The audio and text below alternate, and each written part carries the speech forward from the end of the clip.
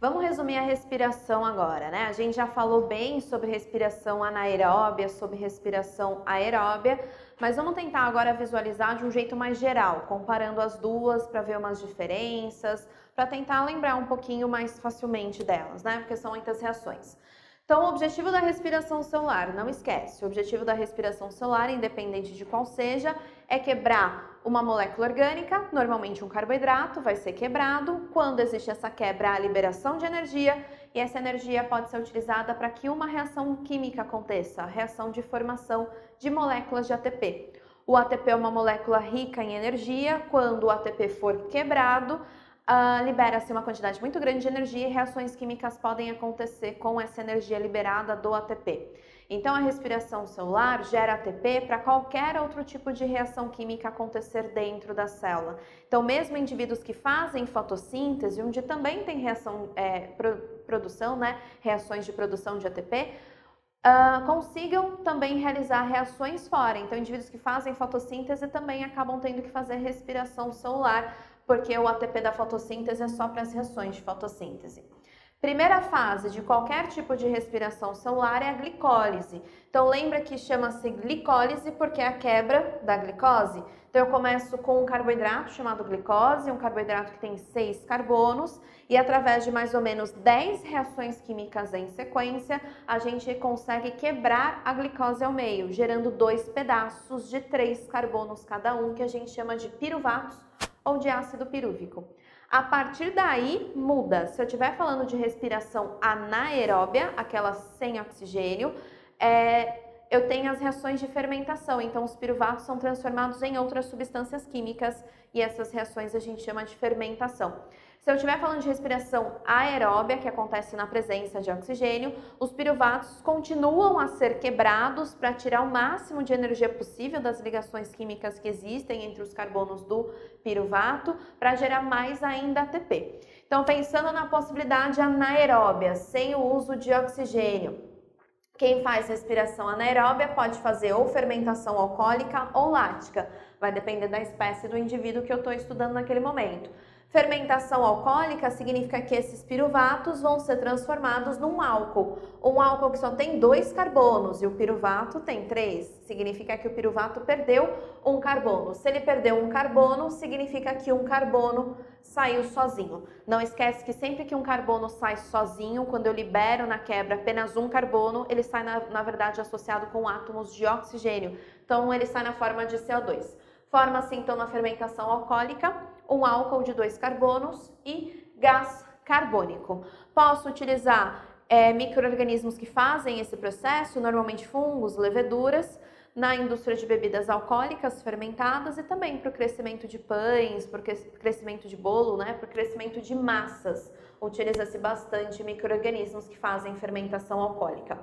Outras espécies podem fazer fermentação lática. Os piruvatos, então, são transformados em ácido lático. O ácido lático também tem 3 carbonos, assim como o piruvato.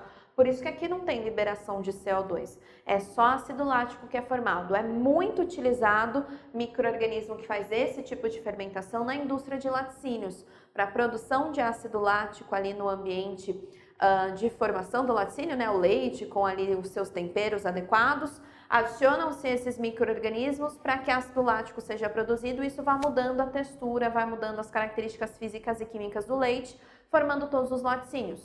Não esquece que as células musculares também conseguem fazer esse tipo de respiração na ausência de oxigênio. A célula muscular faz fermentação lática quando não tem oxigênio suficiente para fazer respiração aeróbia, mas por consequência tem formação de ácido lático.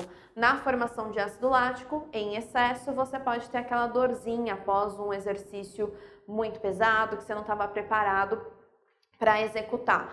E quando a gente repara, então, na respiração anaeróbia, fermentação não gera ATP, não gera energia, é só uma transformação dos piruvatos.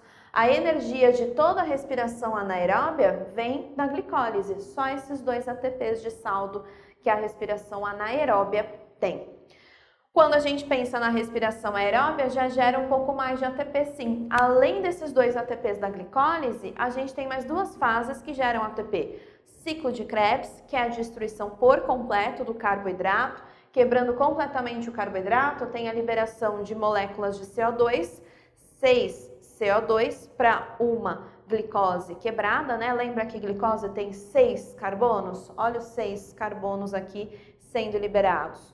Os hidrogênios saem na forma de moléculas de água associados com os oxigênios. E lembra que a gente tem a formação das moléculas de NADH e de FADH2, né? Que soltam esses hidrogênios para a formação de molécula de água e liberam energia para a formação de ATP. Então, no total, somando o ciclo de Krebs e a cadeia respiratória, são formados 36 ATPs. Junto com esses dois, no total são 38 ATPs só para respiração aeróbia. É claro que pode ser que o saldo final seja só de 36 ATPs, porque às vezes na entrada da mitocôndria, para que o ciclo de Krebs possa começar, gastam-se 2 ATPs, aí às vezes a gente faz esse desconto.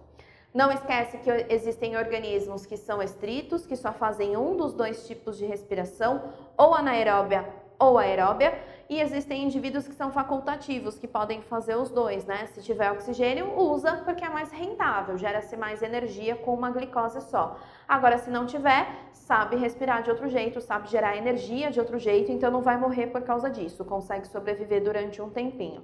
Então, faça bem essa comparação entre as duas respirações para você ver a diferença. Normalmente, nos vestibulares, a respiração anaeróbia aparece bastante, pensando nessas questões de indústria, de bebidas alcoólicas, fermento biológico para crescimento de massas. Quando a gente pensa nas indústrias de laticínio, eles gostam de falar das células musculares também. Tem muita coisa que dá para perguntar sobre respiração anaeróbia. Respiração aeróbia aparece também, mas normalmente num contexto um pouquinho mais geral, mas vale a pena estudar os detalhes. Então, não se prenda só a esse resumo, vá nos outros vídeos, vá nas outras aulas, acompanhe o passo a passo, como que é a glicólise, como que é o ciclo de Krebs, a cadeia respiratória, respiração anaeróbia, como é que é esse negócio de fermentação. Vai nesses vídeos, entende direitinho e usa esse vídeo aqui só para resumir as informações na sua cabeça, senão você vai ficar com informações perdidas, não vai entender direitinho o que está acontecendo. E aí pode perder uns exercícios de bobeira, tá bem? Então dá uma revisada aí na respiração celular e nas próximas aulas a gente vai avançando, pensando aí em outras características que as células podem desenvolver, outras reações químicas importantes a gente vai começar a estudar.